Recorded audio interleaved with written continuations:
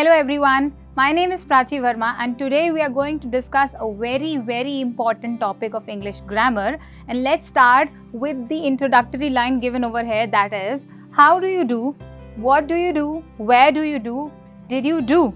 So are you able to figure out the similarity between all these questions? The question being asked is about something being done, right? Do is being repeated. So the topic that we are going to discuss today is verbs that tell us about something that is being done. So let's begin. So here we can see in this picture all the things that are written over here. The words tell us about some activity that is going on, right? To cry, to play, to hug, bath, climb, feed, all these things are activity done by people, animals or anybody. But the action is being done, right? So what do we see? Some activity. So why are the actions important? So to understand the importance of actions, I'll tell you a story.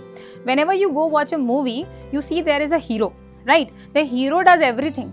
But what makes hero important is the action that he's done, right? The action that's being done. So verb, that is, a verb is a word which shows something that is being done. The hero is doing the action, so the hero is important and the action is important.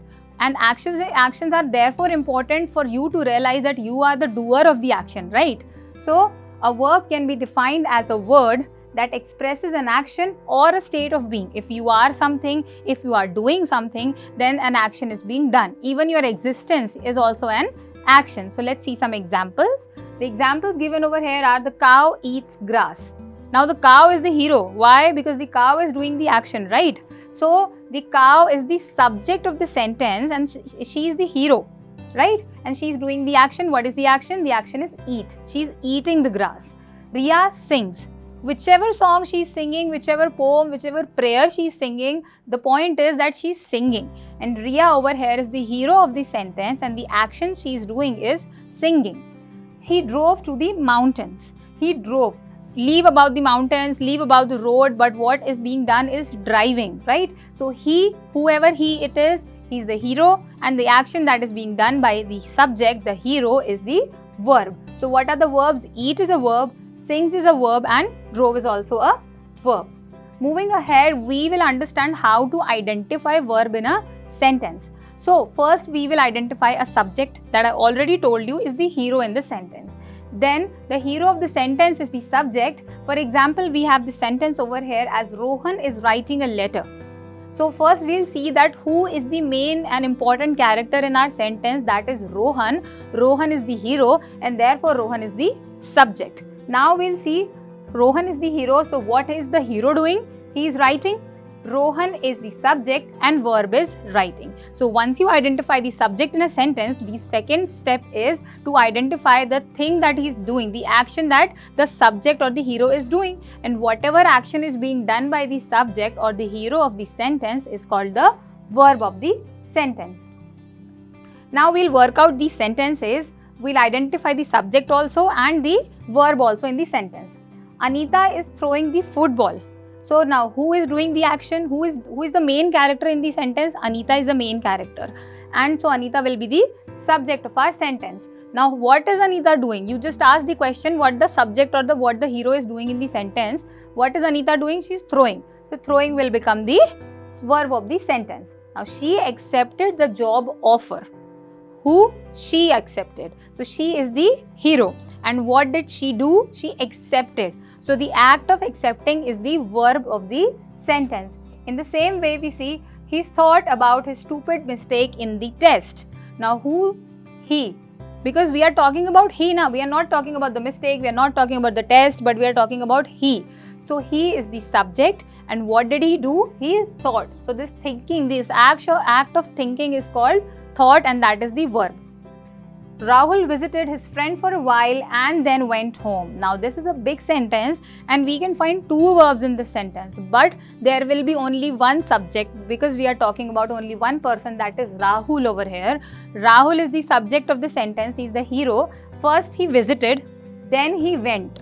First he visited and then he went. So there can be two verbs, three verbs in a sentence, not necessary, but there are mostly one subject in the sentence only. The dog ran across the yard. So who is the main person? Who is the main character? The dog is the main character and the action that he is doing is ran. Next is she left in a hurry. So she is the subject and left is the verb. Similarly, the last one, she yelled when she hit her head. Now she is repeated 2 times. Even then, the first she is going to be the subject of the sentence. And what did she do? She yelled. Yelled is the verb of the sentence. So let's move ahead. The structure of the sentence.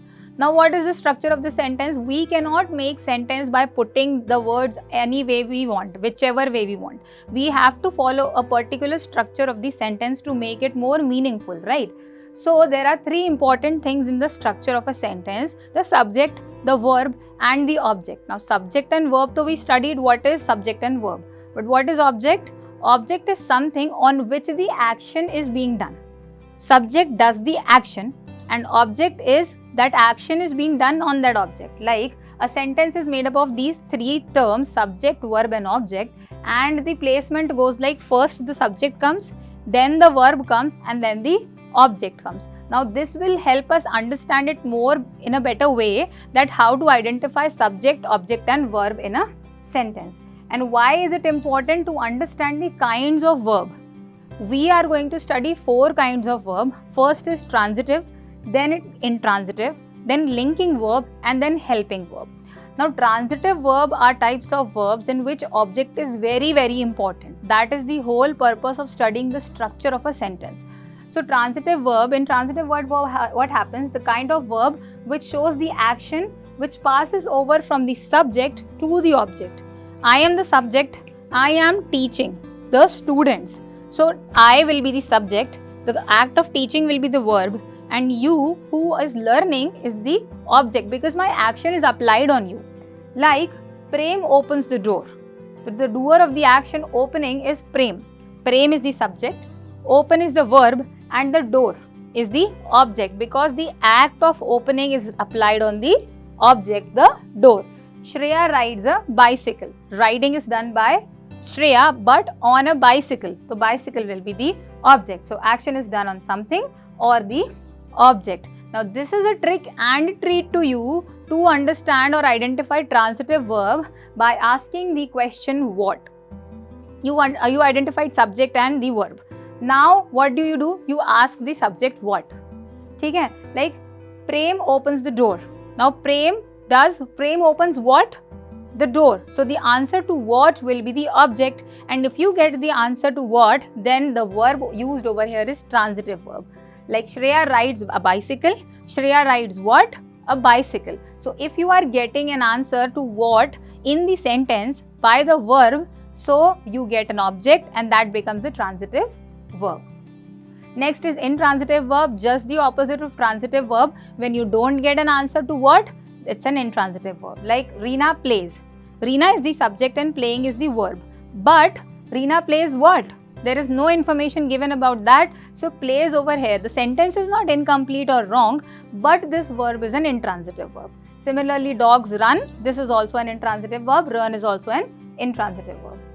Next is linking word. Linking verbs are the verbs which take help from another word to complete its meaning.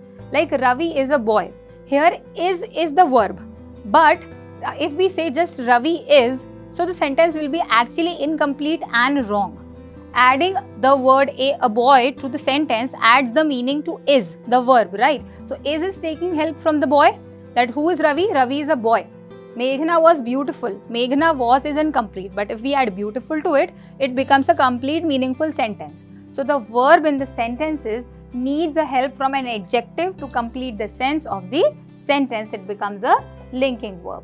Next and last is helping verb. That is very, very important. Why? Because verbs that help the main verb to actually bring sense and the meaning of tense, like they tell you about the time or when the action is being done, are helping verb.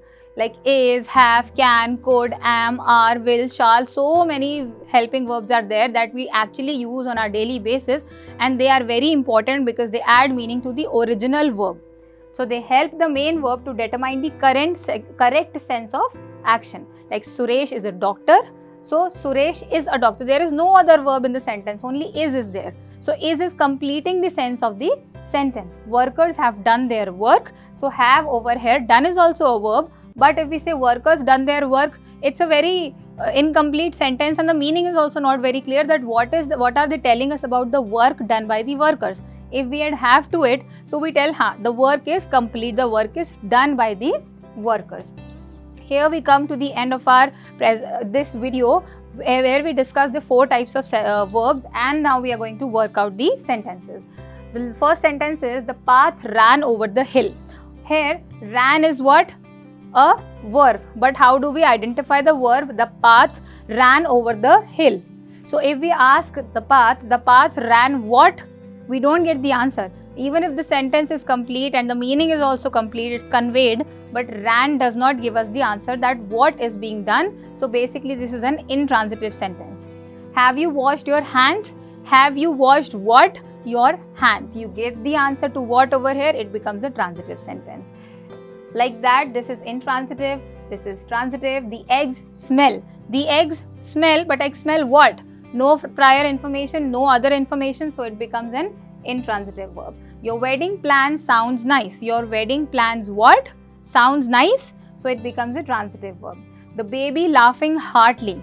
The baby is laughing, but what is he doing other than that? No information. This is the way of the action being done, but what? You don't get the answer to what, it again becomes an intransitive verb. Students are reading the books. Students are reading what? They are reading the books. Transitive verb. Smita writes a long letter. Smita writes what? So the action of writing is applied to the long letter, so it becomes a transitive verb. And the last sentence, the man was jumping on the floor. So the man was jumping what? We don't get the answer to what, but we get the answer to where.